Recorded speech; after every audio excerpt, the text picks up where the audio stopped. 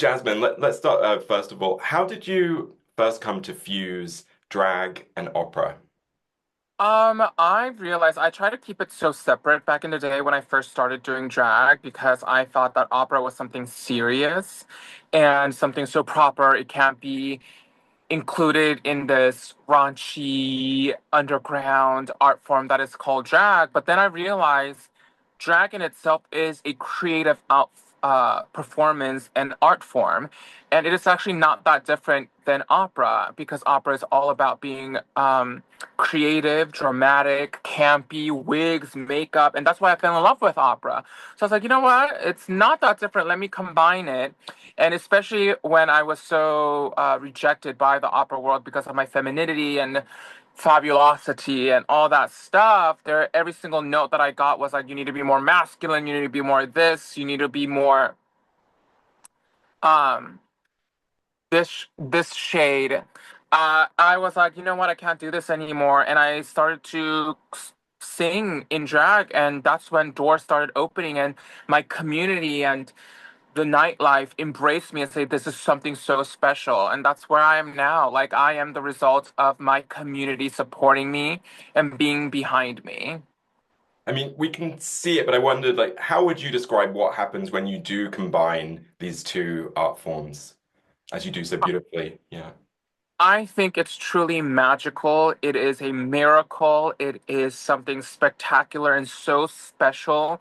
If people can just really open their eyes and feel and accept what is happening before them, I think it will be the most amazing experience that anyone has ever had.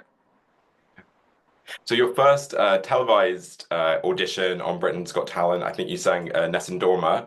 Could you Yeah. tell me a little bit about sort of the song choice and also the way that you chose to present it? Because that was really interesting too.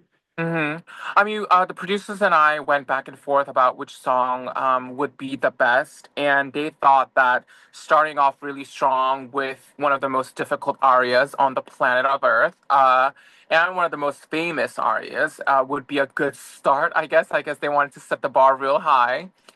And you know, Asians are very goal oriented. So I was like, okay, I'll get the gold star for the day. And with the curtain and all that stuff, I was very hesitant to audition for Britain's Got Talent or any of the Got Talent shows because I know Simon is very, very critical of drag entertainers. It's not that he necessarily disrespects drag entertainers, unless he sees something really, really, really special and really unique about the drag entertainers, besides just lip syncing and dancing, which is all great and amazing, and it's an art form in its own. Not everyone can do that.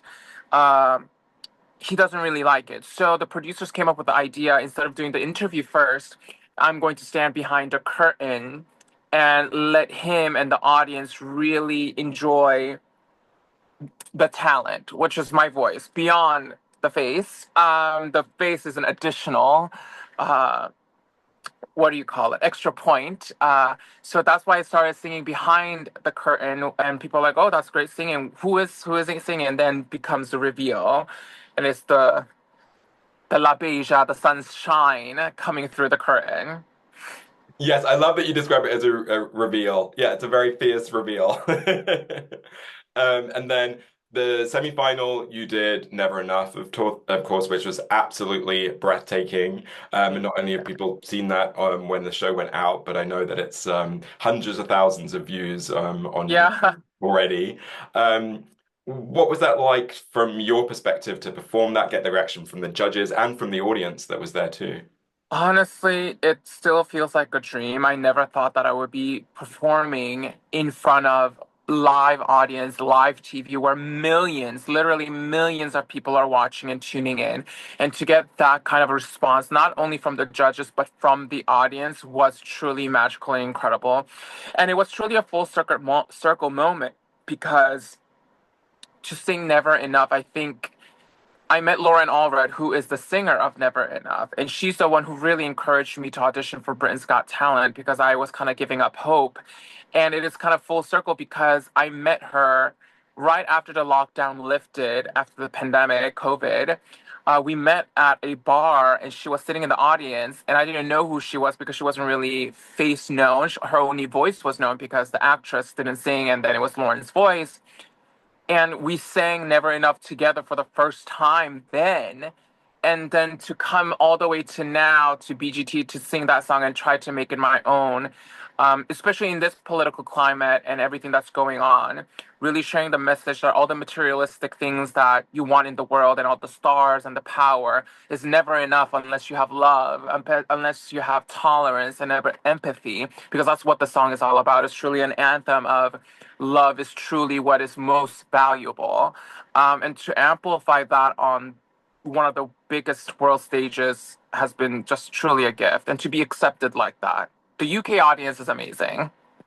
And of course, you've made the final. What does it mean to you if you've made the final? And also, you had a golden buzzer, didn't you? So, which means you automatically go through to the final. Yeah, I mean, it, my friends are like, oh my gosh, it still hasn't hit me yet. It hasn't really sunken in, that this is something that is, I know that it's happening, but I feel like I'm in that weird twilight zone. It's like, oh, okay, I guess I'm gonna go there and sing for the finale. Maybe like if I win, when I win, knock on wood, all the wood, and get to perform for the maybe royal family, like you'll hit me or something. It's like, oh my gosh, I met Prince, everyone, and the Queen, and maybe that I just feel like I don't know. I feel like I've been singing for so long and performing for so long. This has just been the moment and the dream for me, and for it to finally come true like this, it's just breathtaking. It's just this moment. It's a miracle. And anything you can tease us with about what we might get to see? I am known for being extravagant and just extra, not only my clothing size, which is a petite 2XL, just extra, extra, extra, and known for being the sidewalk sweeper of New York City. So that's what you can expect. Everything grand, everything big, everything amazing. Hopefully, I sing as good as I look that day because I'm going through some allergy problems right now. It is crazy weather here in New York City. So yeah, I can't wait. It's this Saturday. I'm leaving tomorrow morning at 8 a.m. Ah! And it's obviously a time where, in recent years, there's been a mischaracterization of drag and a politicization of drag. So, what really do you want to show the world with your drag, but the Britain's Got Talent audience and the wider world? What kind of message about what drag can be? I mean, drag can be and has been and will be to continue to be forever part of every single theater art form that you have ever experienced in your life. Um, People have issues some all of a sudden because people try to use drag as a scapegoat to distract them from other major issues that is actually happening going on in the world.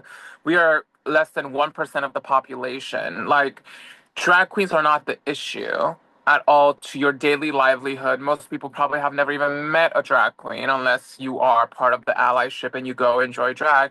What I want to share is that we are all artists, we're all human beings. We have more things that connect us and combine us and more commonality than divide us. We are artists. We are here to entertain and bring you joy and love and happiness, all kinds of emotion.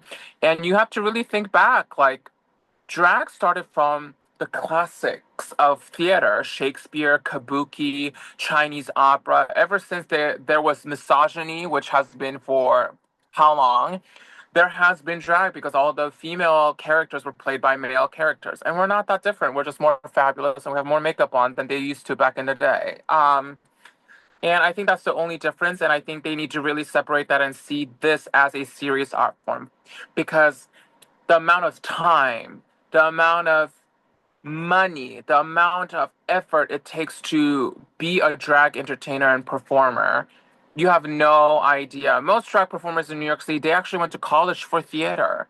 Like, we majored in performing. So that's what I want the audience to really take away, that this is not just some fluke or joke and a jolly moment. It can be, but it is also a serious art form that can be taken very classically and and should be taken seriously with proper, what should I call it, respect. Yeah. And touching on what you were saying, I mean, drag can be so many different things, but yeah, to what extent do you see it as resilience, maybe even protest resistance?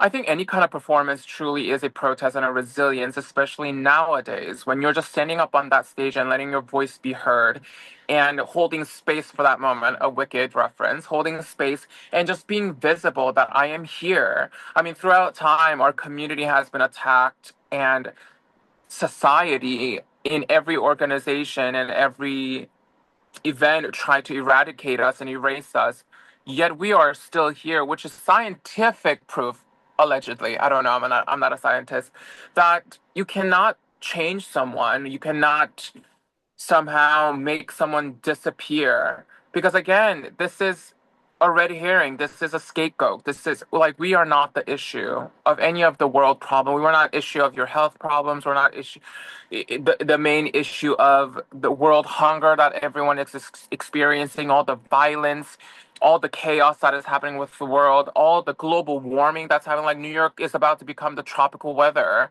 now because of global warming. Like we are not the issue. I mean, maybe we do use a lot of hairspray as drag queens, so maybe we are some part of that issue.